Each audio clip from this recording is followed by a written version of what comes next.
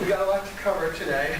We'll quickly go over some background that most of you should be familiar with based on the trainings that you've taken prior to this. Talking about what's EBRI, what's Diagnostic Assessment, how does it fit into the college and career readiness standards in adult ed, what are the components of reading, and what are reading profiles. And then we'll get into the diagnostic assessment, an overview of all the different assessments that we'll work on today. Then we'll take each of them in turn, starting with the background questionnaire, and then go through the components of reading, alphabetics, fluency, vocabulary, and comprehension. The one we won't practice is comprehension, because if you teach in a regular ACLS program, you've got MAP scores on each learner. So we'll talk about how you can translate those scores into grade level equivalents. The thing that you remember about it is that, especially in a field like ABE, where despite NICSOL and now there's a new adult literacy center, compared to other fields of education, there's much less research done. So there really are going to be, we'll talk about some of the research studies that were done, but for the most part, you have to bear in mind that, especially in our field, what we mean by evidence-based reading instruction is a consensus of expert practitioners who monitor outcomes. So it means people who, over a long period of time, have tried things, used coherent methods, been part of studies possibly. Oh, and it also includes bringing together expert panels to review literature and to review the writings of expert practitioners. One of the things we used to do in NICSOL was publish stuff by expert practitioners on their experience, what they learned, and why it worked and why it didn't work. So it's not just stuff that's in a journal. It's also based on the accumulated wisdom of the best practitioners around the country. And happily, a lot of them reside right here in our state. And there's at the end of the handouts, there's a list of references. So whenever you see a note like this, it just refers to an article. And then the diagnostic assessment. How's it different from the other forms of assessment in education? They're the ones that, we use the MAP in Massachusetts, and programs around the country use the CASAS or the TABE. A couple of others, I think, have been certified by the National Reporting System as okay to turn into Washington.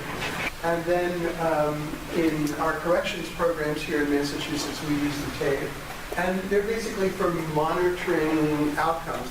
They're done pre-post, so you want to know, in the case of an individual center, you want to know how's an individual person doing, but you also want to be able to know how is one program doing versus another, how is one state doing in terms of outcomes. So it's just a way to, and they do it, as you know, in K-12 education too. And then, before I talk about diagnostic assessments, formative assessments are the ones that I didn't even, when I first started teaching, I didn't even know there was a name for what I was doing,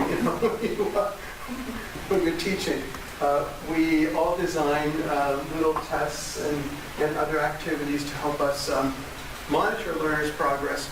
And also, this is really important, to help the learners recognize their own gains. Because one of the things I sort of found over the years is so many learners always felt they weren't accomplishing anything, they weren't learning anything, they weren't always sensitive to how much they were learning.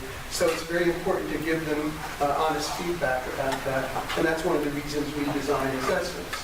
And there are it takes a lot of different forms. The sort of traditional little tests or quizzes, portfolios, and then performance-based assessments where maybe a student would have to give a presentation in front of the class or read a poem for expression, if that's what you're teaching. So anyway, that's the formative ones. And then diagnostic assessments I think of as somewhat as in between. That's why I put them in between, because summative assessments have to be both standardized and norm referenced. So standardized just means that you always give the test as best you can the same way, and that a bunch of people across the country are giving the TABE the same way, or in Massachusetts where the MAP is administered on the computer, it's always given the same way, standardized. And then norm referenced in the tests are, each person is being compared to a norm sample of the bell-shaped curves. So if the person is kind of the 50th percentile. We'd expect to see them here in terms of their scale scores and standard scores. If they're stronger in that particular skill, we expect to see them over here. If they're weaker in that skill, we expect to see them over here. And it's all based on a norming sample. The test was given to a whole lot of people before they took it. And so they could kind of establish, and they compared people's performance in that norming sample with some other test. So they could say, well, chances are if a person is in the middle on the tape, they're also going to be in the middle on the net. And that's a norm referenced test. Diagnostic assessments are standardized, and one of the things we'll be doing today is talking about sort of standard ways to give them, so that within certain flexible guidelines, we're all always trying to give the test roughly the same way, because otherwise you wouldn't be able to communicate with a colleague. If you were giving the test one way and she or he were giving it another, you couldn't really be sure that your observations and test results were the same. So we'll be giving them, and we'll talk about what are the standardized ways to give these assessments. So they're standardized, but their purpose is not to monitor pre-post progress, and it's not really to monitor how well they're doing in the curriculum once they're in it. What we want to know are a person's strengths and needs in reading. Which components are they good at? Which components do they need to work more on? And we need to know what levels are they in the different components, so that we know what materials to hand them, so that we're not handing high-set materials to someone who's an intermediate reader, and vice versa. And then we'll be talking about the components in the next slide, which are the components to emphasize in order for a person to make the most efficient use of their time and our time, and to make good progress. And this is pretty straightforward. They're the same as what I just said.